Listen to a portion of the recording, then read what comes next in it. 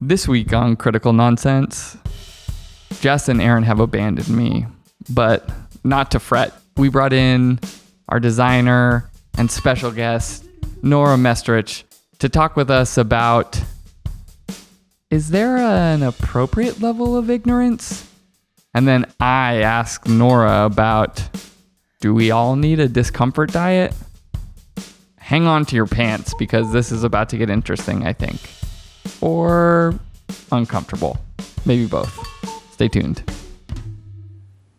Woo!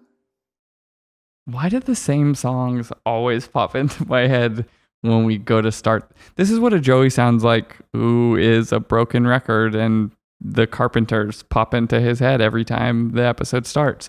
And this is what a special guest and Chief Cutie Officer Nora Mestrich sounds like. Hey. Any updates on cuties worldwide before we get started? As Chief Cutie Officer, I think you are the thought leader, executive, owner, arbiter, decision maker in this arena. We're unionizing. The cuties are unionizing? Yeah. Power to the people. That's the main update. Any new cuties that we should have on our radar? I mean, there's always plenty to go around. No one specifically. No. Wait until the annual report. Yeah, wait until the annual report. We're unionizing. That's the big update from us. I'm missing my partner in crime, Jess, on this podcast. She's sadly not here today. She's out organizing the efforts, She's mobilizing the troops. I am now genuinely excited by the hypothetical idea that you two would produce a year-end report or an annual 10K on the state of cuties. If anyone was going to do it, it would be us. These new shows came out and the cutie index on these shows is extremely high. Just having quantifying cuties somehow, I'm think about it. The world's asking for it. The world needs it. I mean, it's a lot of effort and energy, but when you're invested in this way, it seems only right. You're I'm not going to indulge. Yeah. I mean, right. I have, there's things that, there's some things in the works. I can't disclose too much right now, but who knows? Stay tuned for the end of 2022. You never know what might pop up. You're creating a DAO in order to purchase the Clementine company. First big inroad. Got it. Great. No housekeeping. We keep it clean here. Obviously no corrections. Obviously no corrections. So with that, Nora, you came with an interesting question, I think, in particular, because of how and who I know you to be. So why don't we start with your provocation on this episode? Yeah, it is an interesting one because I think I'll give a teaser that I don't know if I fully believe it, but I think it's super interesting to talk about. Which is, we're obviously in a time right now where I think everybody is more online than they've ever been in the past. And the things that happen online happen at such a rapid pace in a way that we've never experienced before. And on top of that, I think we're facing so much of an overanalysis of self online to the point where we've almost become too self-aware.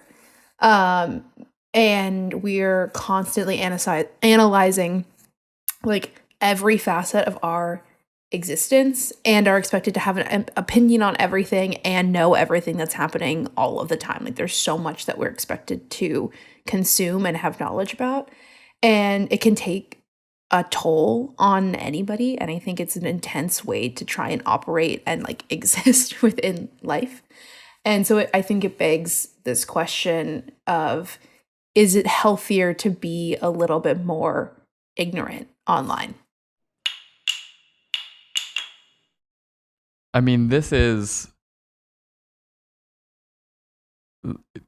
like pulling this is pulling me in a lot of different directions, right? Like the general pursuit of knowledge feels like an extreme, I don't think anyone who is listening to this would disagree with the idea that it is like an honorable pursuit to continue to educate yourselves and things like that. But I think some of what you're getting at is both the distinction between sort of cultural and world news ignorance versus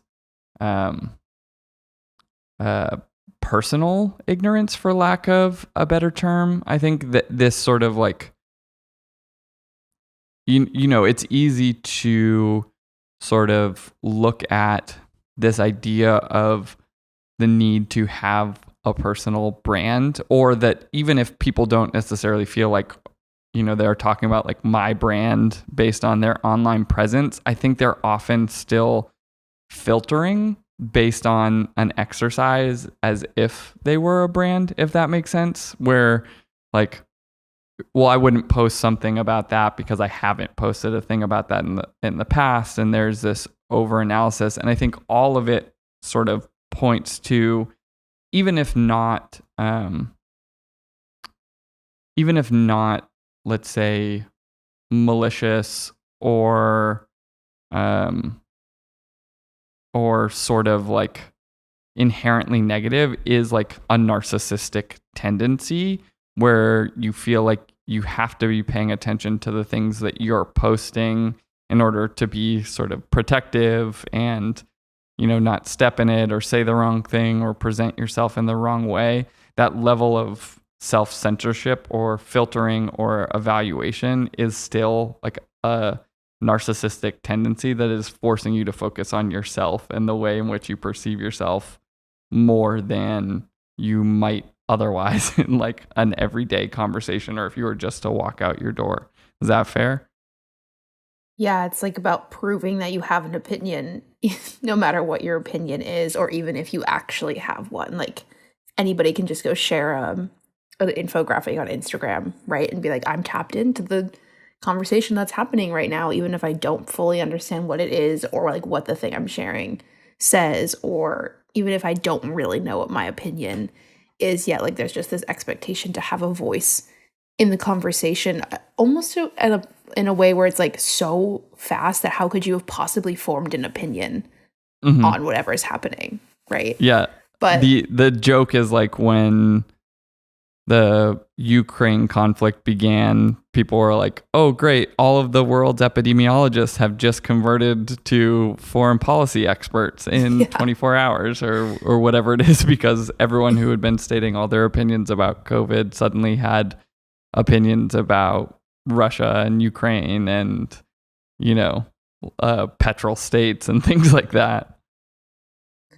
Yeah, I do think what's interesting to me here too is this like over analysis of self and the way that we exist on these platforms too, of like putting yourself in a conversation that's happening online, almost just to like put yourself in the conversation that's happening online.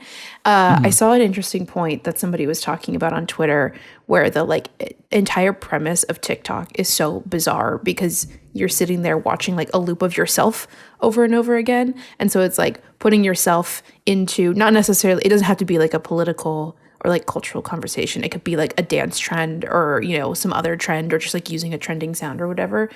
But then you're sitting there watching yourself participate in whatever that is. And it's almost like less about the trend and more about like, did I participate in it? How did I participate in it? Am I like doing it right? Am I doing it in a novel, new way? Like, what do I look like? What am I operate like? How can I like make myself more interesting, better? Like all of these things that are happening in such like a quick span of time. And then the way that you're producing content on that platform is like non-stop, where it's almost like you're just constantly trying to get yourself in whatever is happening, whatever the conversation is, whatever the trend is.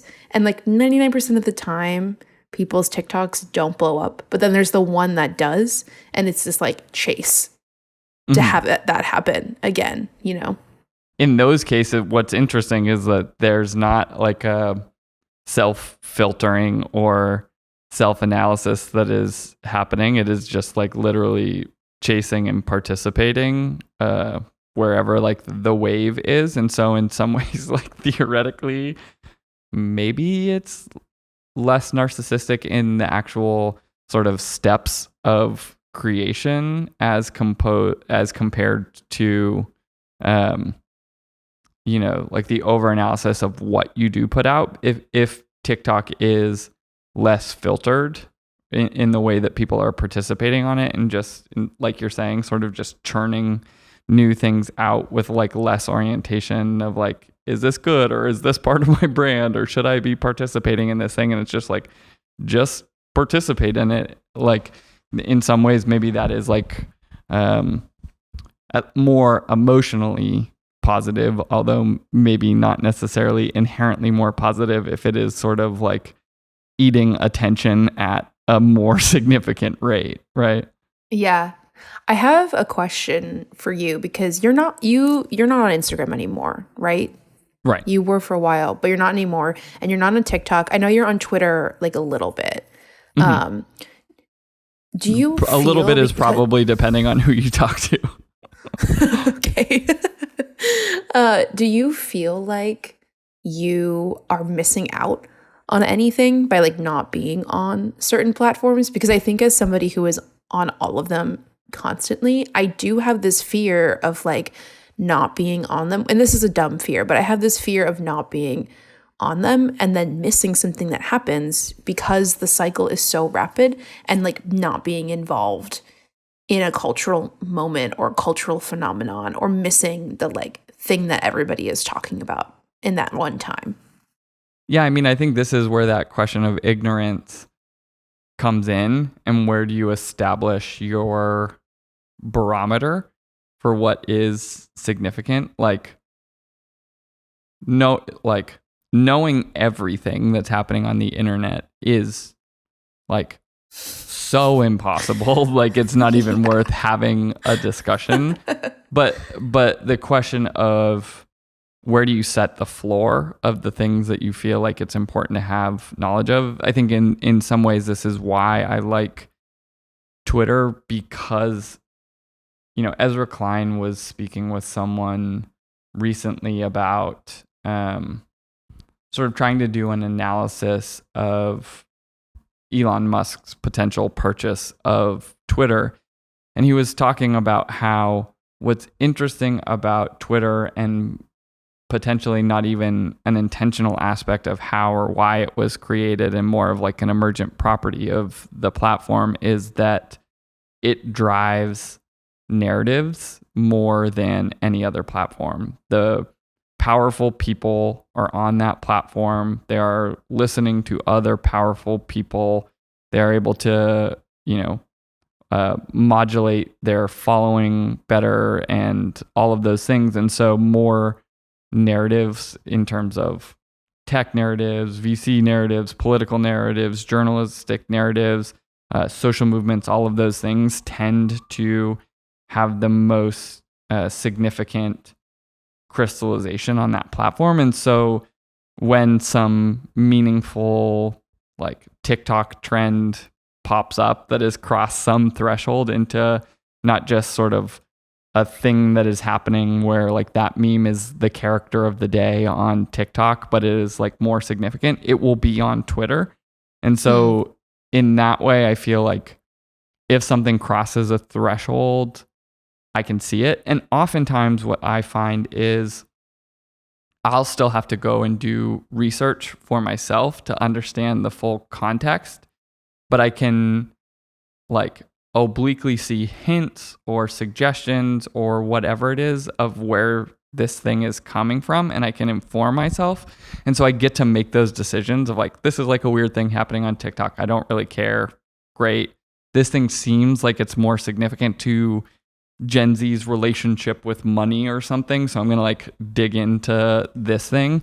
And so I get the opportunity, I feel like, based on, because you get to control your feed incrementally more than other platforms, and because if you're being really deliberate about who you're following and diversifying the inputs into your algorithm and your timeline, you can get a pretty wide spray. And then I can be like, oh, this thing's popping up, I should know what's going on with that. And so it winds up being like, somehow I'm finding out about like things happening in crypto and things happening in like the comedy scene and things happening in politics and things happening in economics because of who I've chosen to follow.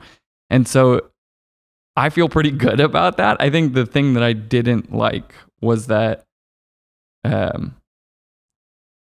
Instagram felt like it was just thoughtlessly eating my attention. Like it was very reflexive. Like if I was in a pause moment, I would be scrolling through Instagram and I'm like, I'm not getting anything out of this. So I feel like at least there's edification. But the point about ignorance is, like, I'm curious where your threshold is on needing to know anything, because part of this is there has been a pretty significant generational and conversational shift to I saw a stand-up yesterday talking about, it used to be actions mattered more than words. We used to say things like that, but it seems like words matter just as much as actions now. And so I think a lot of the orientation to being afraid to being ignorant is that you will say the wrong thing in a moment and have some sort of recourse. You know, like people like us aren't necessarily worried about being canceled as much as maybe having like the eye of Sauron turned on us and people yell at us for a few days or something, although that's never happened to me. So yeah, I mean, I think I like knowing what's going on. I think I like what you're talking about this like autonomy of knowledge, almost, of like by tapping out of certain things, you actually have more power over the algorithms because you can like specify them to exactly what you want to learn. Whereas like, I don't like, it's so interesting to hear about your Twitter feed where you're like, oh, I've curated it in this way. Like I have not curated mine. I just like see whatever appears on my feed. And like similarly with TikTok too. Like there's an algorithm there that's serving me things that they think I'll like, but like I haven't really curated it in any specific way. And so I'm just kind of consuming, I think what's interesting is that like I think that I'm super tapped in and like learning kind of, you know, you can't learn everything on the internet, but I'm learning like a lot of what's happening. But realistically, like I'm probably actually only getting like the top like layer of things because I haven't curated my feeds to be more specific. Like you're probably getting more nuanced takes on more nuanced topics than I am because I'm just getting served like the general things that people are talking about, you know, like when the shrimp cinnamon toast guy happened, like it took over my Twitter feed for like 3 days straight. Like it was the only thing that was happening. And there really weren't that many interesting takes on it after the first 2 hours, but it was nonstop on my feed. Well, there are definitely so it's actually those interesting where you get the main character like across platforms and across like communities. There's like yesterday, Steve Schmidt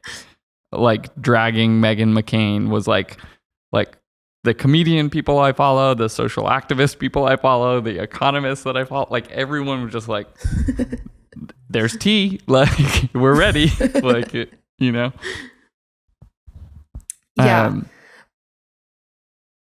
I am curious about, you know, it's interesting when you're talking about it too, in terms of there are choices, right? Like there are sort of even passive choices in the things that you're talking about, right? Like what TikTok is providing for you, and correct me if I'm wrong here, is a finger on the pulse of a specific type of culture that you are not going to be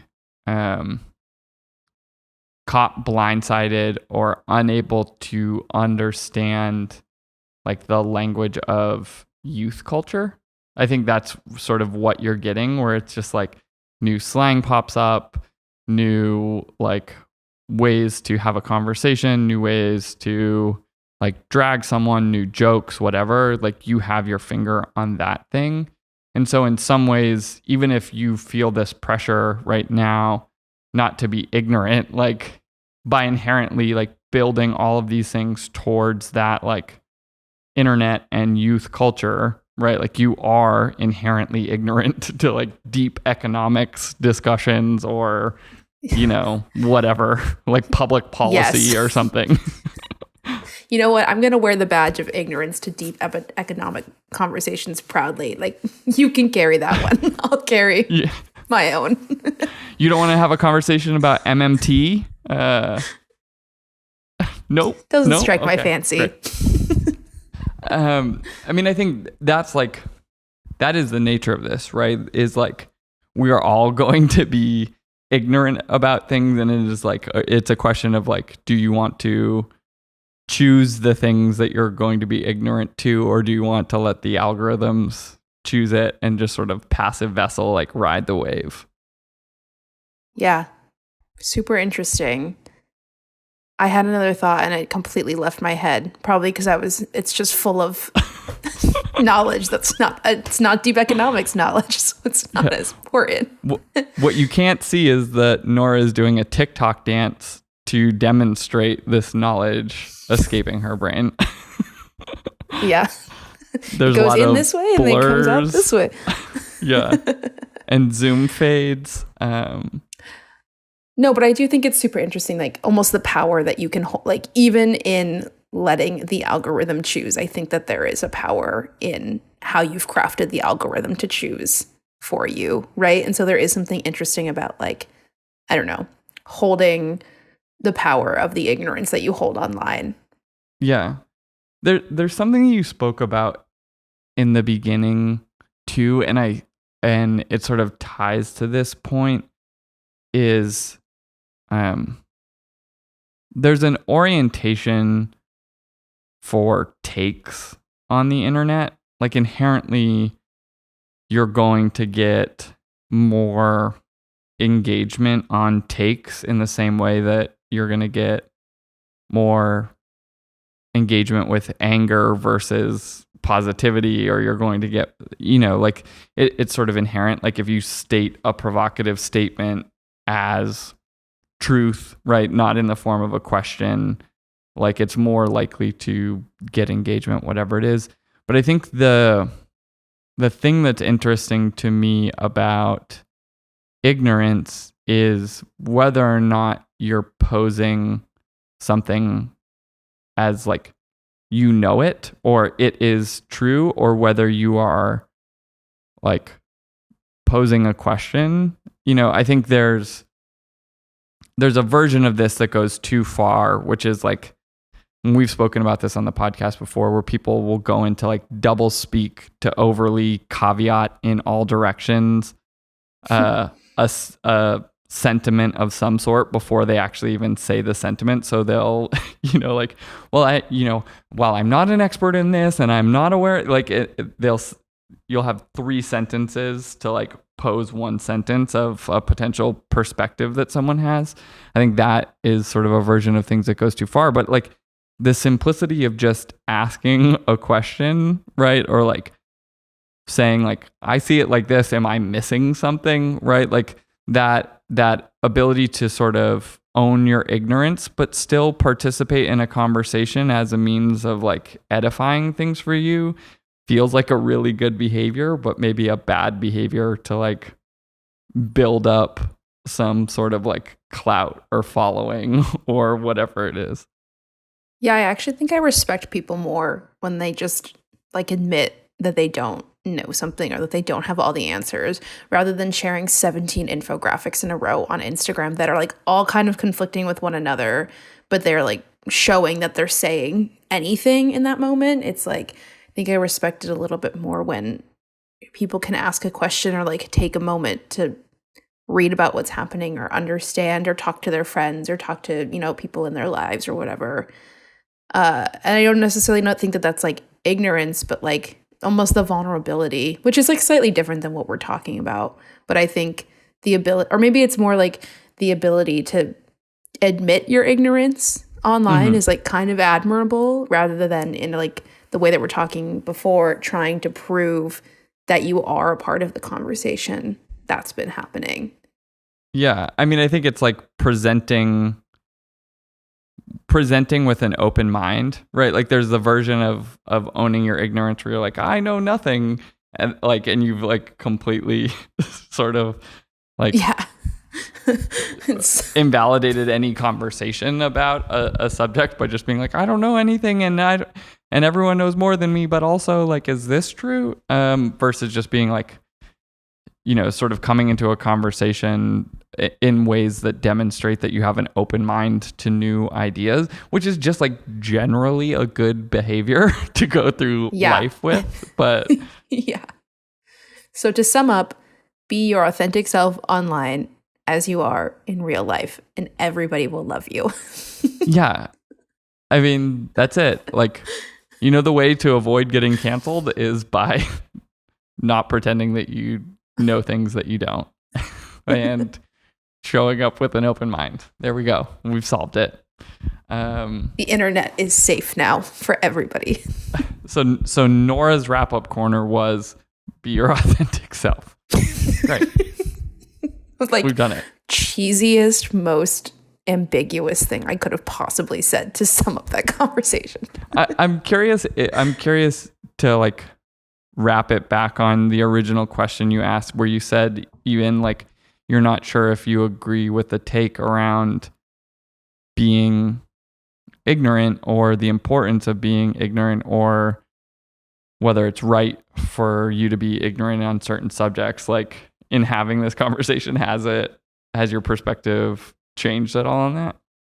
Yeah, I actually think the last point that we're talking about is more what I'm thinking of just like being willing to admit when you don't know something.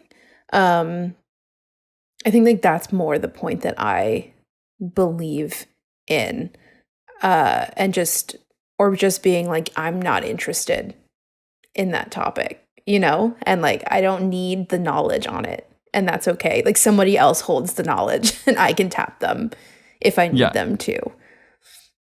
Yeah. I think that's nice. I mean, it also, even just like admitting your ignorance, then you can wade into a new subject, like without having to pretend like you know everything. Where if someone does want to have a conversation on MMT and you're like, oh, MMT is modern monetary theory. Great. I probably even got that wrong. Like MMT.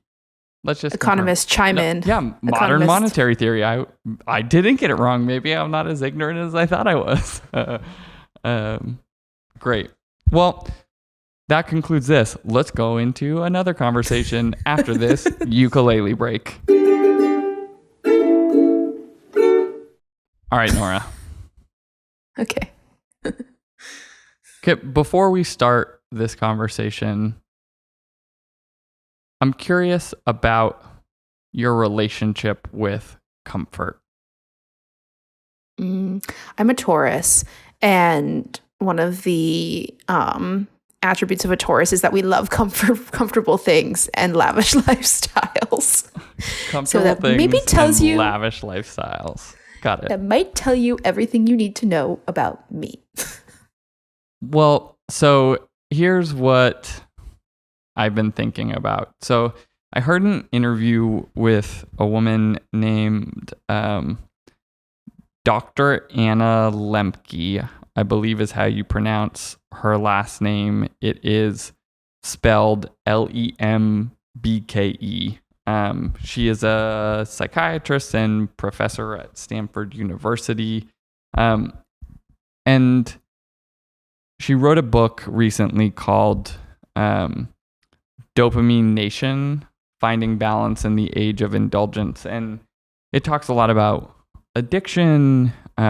She herself tells us a story about how she became addicted to basically like pulp erotica, starting with like the Twilight novels, but then just she like realized at some point she was like actually genuinely like all signs of addiction, like fully there, like staying up late, interfering with her relationships, like all of these things. And so she, had, as a psychiatrist, was already working with people, and as a researcher, had encountered these things and wrote this. But one of the things that I encountered in the conversation that gave me a sense of clarity, I guess, for an idea that I sort of loosely had, and I think we've probably discussed this in the past, was around this idea of, often we talk about like every generation says the next generation is softer than the last, or like the kids these days are soft, or whatever it is. And, you can have debates ad nauseum about whether that's real or just like a general form of aging and so on and so forth. But she talked about this idea around discomfort being, or pain even, being a means for like breaking down dopamine hijacking, about building sort of resilience to having your dopamine system hijacked. And the more and more I thought about it, I just kept coming into this idea of a discomfort diet. And so my question for you is, how do we all build a discomfort diet?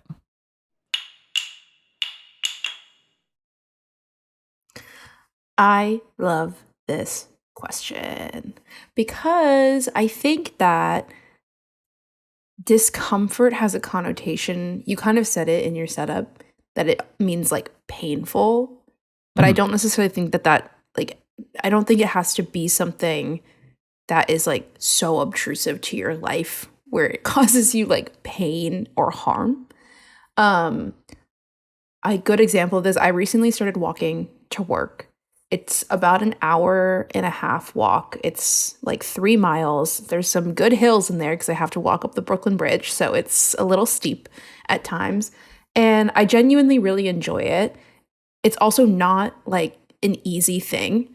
There's a point where once you're on the bridge, you like don't have an option, right? Like you either need to go back across the bridge and call a car or get on the subway if you can't keep going, or you just have to keep walking and get to the other side of the bridge.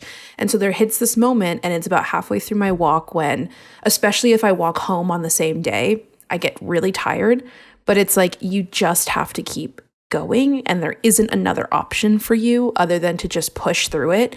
And every time I get to my destination, whether it's my apartment or the office, I feel so good that I've done it. And it is like such a like satisfaction that I don't know how to describe, because it wasn't something that was like incredibly challenging. It wasn't something that pushed my like physical, emotional, mental limits to their extreme, but it was something that I chose to do that I didn't have to, right? My alternative is to take the subway. It takes me 20 minutes. I get to sit down, read a book. Like that's an easy choice. Or I can walk 3 miles. It takes me an hour and a half, and it's not super easy. But the satisfaction I feel after walking versus like my normal commute of taking the subway is tremendous. And I'm so happy for like the entire day that I've done it. And I think it's such a small change that I made in my daily routine, but it's had such an impact like on my day, on my week, on the way that I operate, that I think this is such a beneficial thing to do. And it doesn't have to be walking. It doesn't have to be physical. It can be like, I don't know, having a conversation with a stranger or something. But I think the things that are really hard, like they're really hard in the moment. And then you have so many benefits afterwards that stay with you for a long time.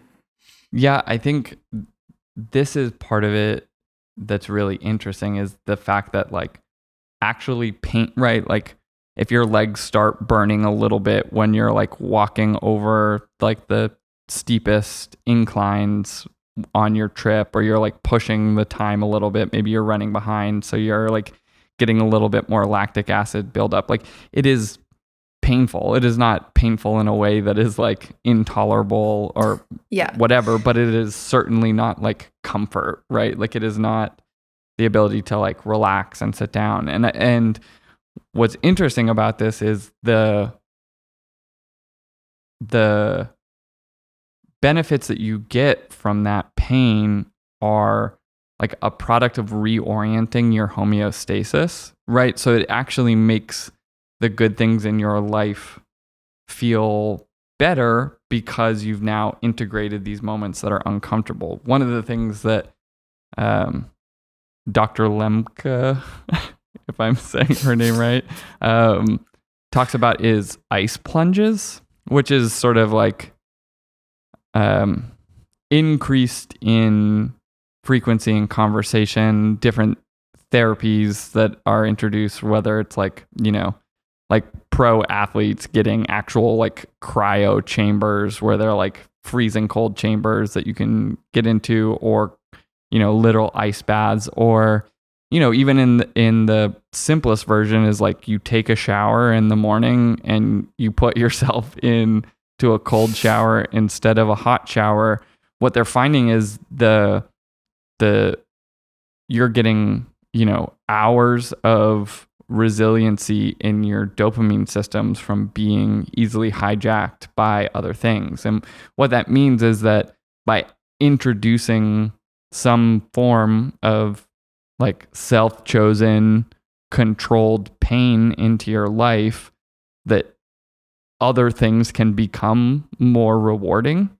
And so, you know, it's made me think a lot about my bike ride as an example, and riding year round, and how like it, you know, riding in the middle of the winter when it's, you know, 18 degrees or something for 7 miles is super not comfortable.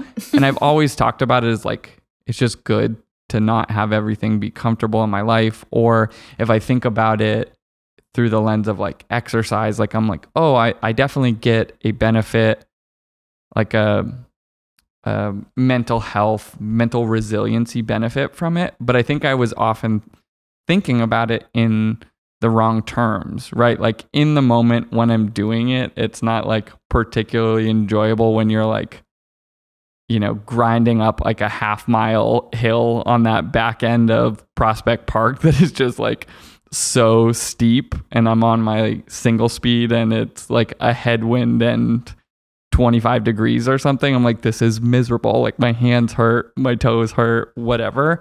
But I hadn't been thinking about the idea that the pain was actually the thing that was giving me the benefit. I just thought it was like I exercised or like I moved or whatever it is. And so it has me thinking about what are the ways where I can or should be introducing other discomfort or pain into my life in order to have sort of a broader like mental resiliency, sort of addiction resiliency, or whatever it is. And so now I'm like, do I need to start taking cold showers? Are there other things that I can do? Like just put some pebbles in my shoes while I'm walking around? Like what are the things that I should be doing? I'm kind of curious if you have any like brainstorming ideas to like make ourselves selectively and deliberately uncomfortable for short periods. Yeah. I mean, I don't know if I was doing this consciously when I did this, but I think like looking back on it, I see all the benefits that we're talking about. When I lived in New York a few years ago, while I was still in school for an internship, I didn't really know anybody here. Like I came up for my internship. I had like a couple friends in the city. I had a friend that I made through my internship, but like for the most part, I didn't really know anybody. And so I spent a lot of time by myself. Also because my internship was like 2 or 3 days a week and it wasn't even that many hours. So I had like a lot of time to just do stuff, and I was in a new city and I wanted to explore and do all of these crazy things.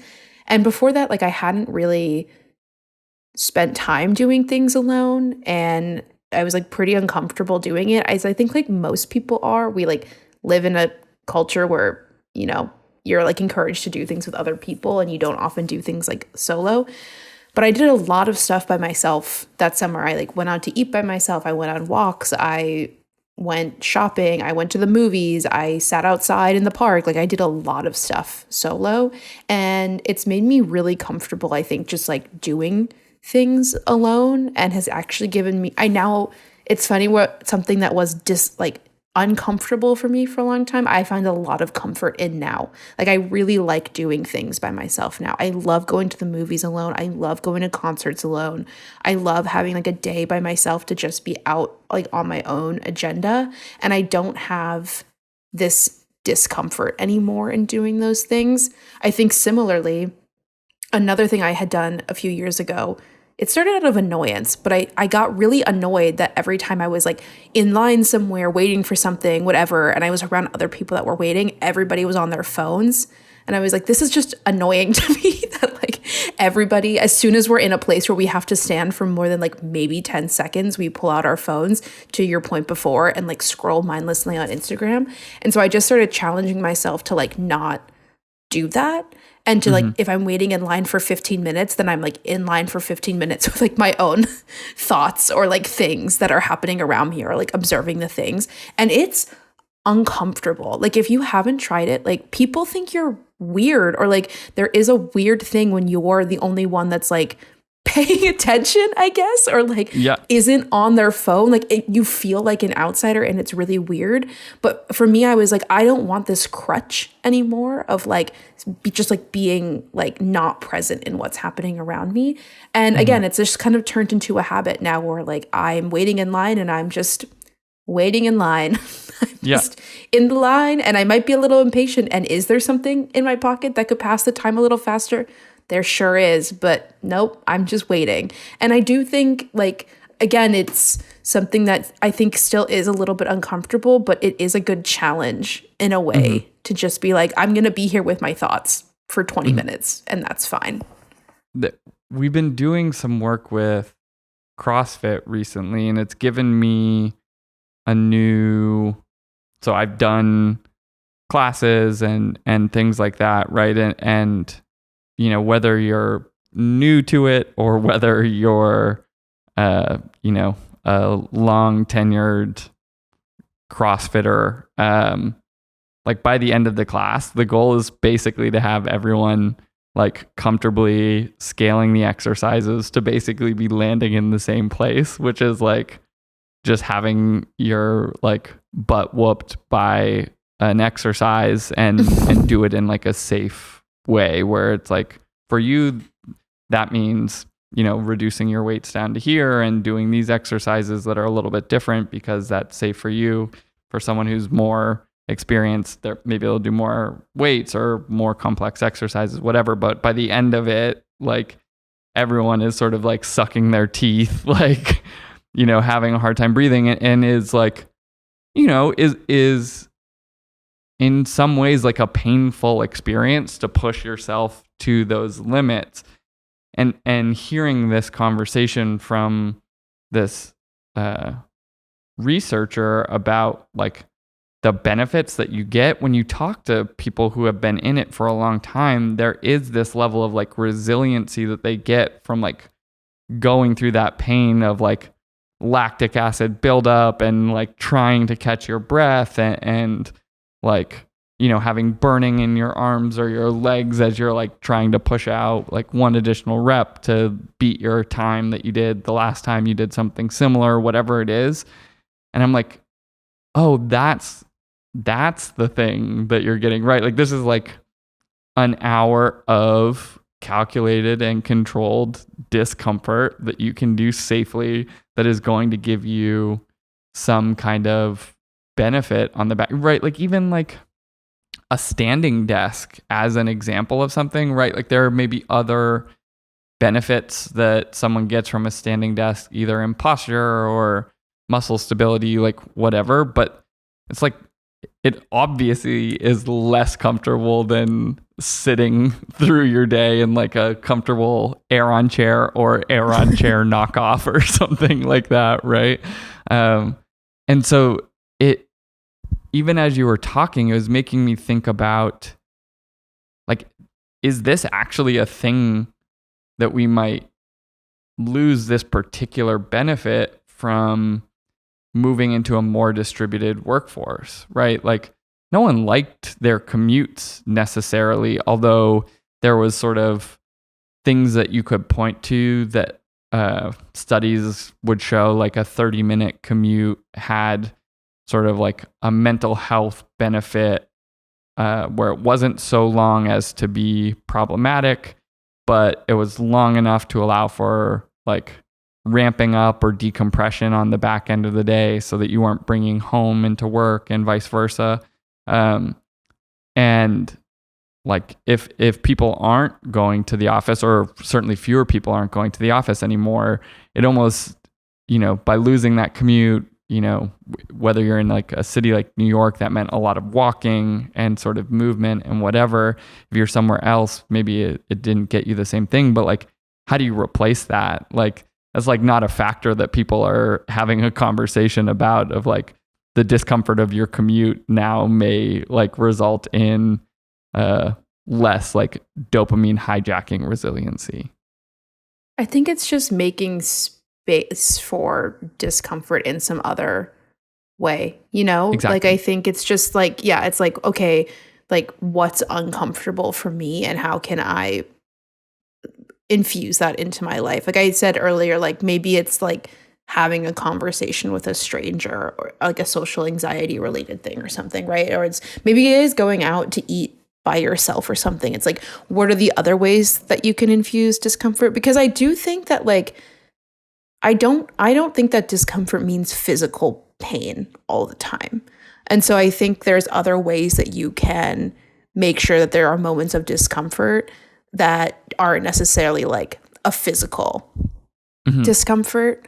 And it's just like finding the time for those to build up a resilience in that way, which then potentially could lead to some kind of physical discomfort. Because I think what you gain from doing things like this is like, you have this internal, or at least I have this internal mantra of like, well, I know I can do it. Like, it sucks right now, but like I've done things like this before, so I know that I can do it. And I think like that's the most important thing to take away from it, which is what you're saying too, right? Like, it's not necessarily about like, yes, the physical benefits of working out, doing CrossFit, walking to work are amazing, but like the mental benefits of it are like kind of unparalleled, and the ways that you carry them with you in your daily life, like from then on. Yeah. And I think to the point too, right? Like, in all of those instances, there are examples of physical pain that we have in some way sort of agreed upon socially as like the acceptable type of pain. And I think not in terms of level or tolerances, but I think actually like having a more open dialogue about like, there are degrees of pain, and like the goal should not be like pushing ourselves in like, the 5, 6, 7 out of 10 levels of pain in regular situations. It's about like finding ways to control it. And like, if you don't particularly get joy from exercising, like a thing like taking a cold shower or something could actually create the same type of thing, but it is sort of having a little bit more of an openness to those things as a means to like get some greater benefit, to sort of, again, like figure out your homeostasis, right? Like, how do you modulate to like give yourself some of those low swings in ways that you feel comfortable and that you can control, so that then, I was out with my in-laws over the weekend for Mother's Day, and my sister-in-law was it was like rainy and cold and gross in New York, and my sister-in-law was saying, I was not thinking about it, but we'd like come out and it was like raining and awful, and everyone was like all like frantic with their umbrellas and trying to cover up. And I just kind of like walked out and was just like standing in it, not thinking about it at all. And she was like, you're kind of immune to like inclement conditions. And I was like, huh. And I was like, well, I just spend, like if you ride 7 miles at like 35 degrees and raining, like standing outside in a sprinkle for a minute is like, to your point, like you change your tolerances and your mental way of thinking about those things. And so if we can put ourselves through these situations of just intentionally making ourselves uncomfortable so that we can get more, literally what we're talking about is like, if you're not making yourself uncomfortable, rewards are less rewarding. Like your dopamine system is like your nucleus accumbens and things like that, whatever, are like less responsive when good things are happening. So give yourself the dips in ways that you can control so you have your discomfort diet. Exactly. I do want to plug a YouTube channel that is like directly related to this. It's called Yes Theory, and their slogan is Seek Discomfort. And so like everything they do on the YouTube channel is like all about this. So they like travel the world and meet new people and do all these challenges and things that are like all about challenging themselves to be uncomfortable and then like what they gain from that discomfort. I was telling Joey about this channel, and there was one that they did a few weeks ago where they dropped 2 guys off at the airport and they said, you can't leave the airport until a stranger buys you a plane ticket out, which is like ridiculous. That's like a ridiculous premise. But every video they like meet new people and they have these amazing conversations and stories with people that, like they also kind of prove the good in humanity, which I think is like very heartwarming.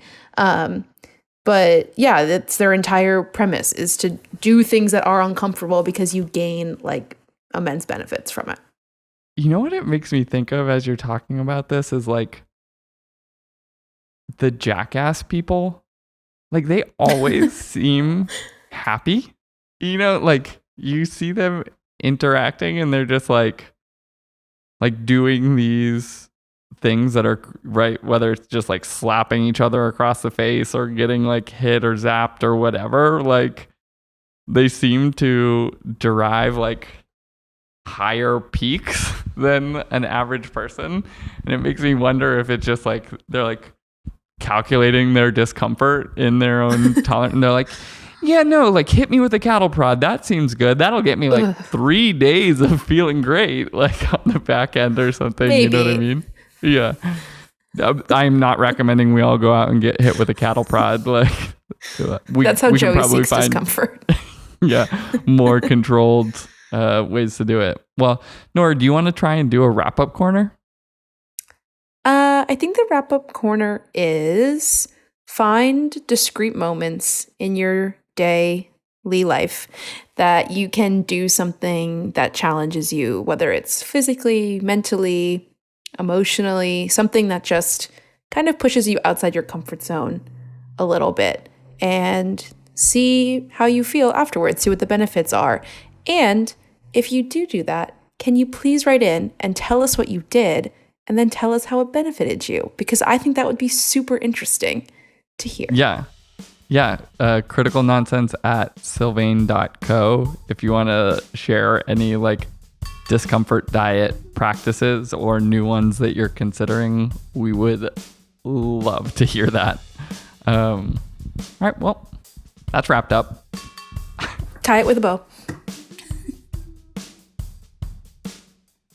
Critical Nonsense is a Sylvain production. As always, brought to you by Beds of Nails. Buy your new Casper Beds of Nail to get your own discomfort. As always, we have to thank our special guest, Executive Chief QD Officer Nora Mestrich, who is also our designer of our beautiful things. So we're going to thank her here and not later, or maybe later too. We'd like to thank our sound engineer, and as I regularly tell him in text messages, Angel, Alex Contel, for all of the magic that he does for us. We'd like to thank our programming coordinator, Les Jacobs, for just continuing to spin the hits on the ones and twos. We'd like to thank our production staff of Sarah Gilbert and Nora Mestrich getting 2 shouts in a row. I mean, gosh, to be that good, to get 2 thanks and a credits. Ugh. And as always, thank you, Sorry Len. Special painful thanks. Do we have any special painful thanks, Nora? Special painful thanks. Special thanks to the Ethan Hawke in Moon Knight who puts glass in his shoes. You reminded me when you talked about the pebbles in his shoes. That's probably where That's it was Discomfort. coming from in my head. Yeah. The self-flagellation. Did like Dark Age Catholic monks have it right all along? Like, oh man, now I have to Probably not. reevaluate.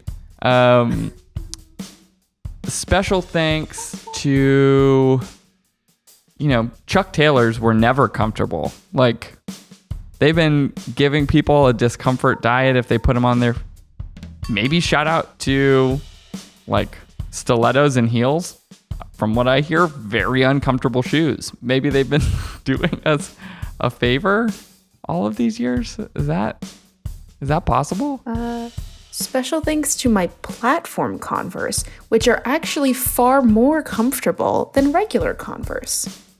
It just took 3 inches of foam to Exactly. make the Chuck Taylor comfortable. What else? Jack Frost, thanks for nipping at our nose. He does provide us some discomfort in the cold months. So thanks for that. An unconscious discomfort. Yeah, thanks April showers, I guess. I don't know. I mean, I'm like reluctant, but thanks to Wim Hof, the Iceman out of the Netherlands, who Vice did a documentary about maybe 10 years ago now.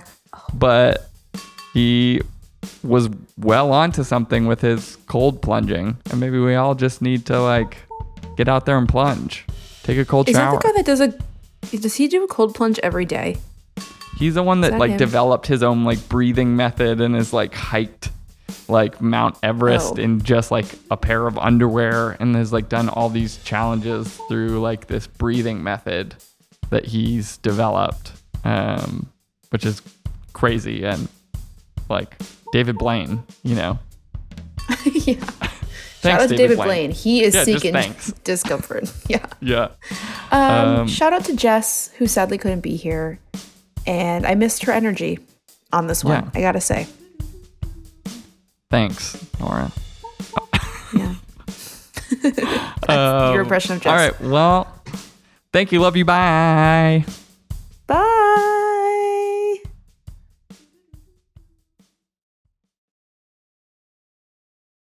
Let's go into another conversation after this ukulele break. Do do do do do do do do do do.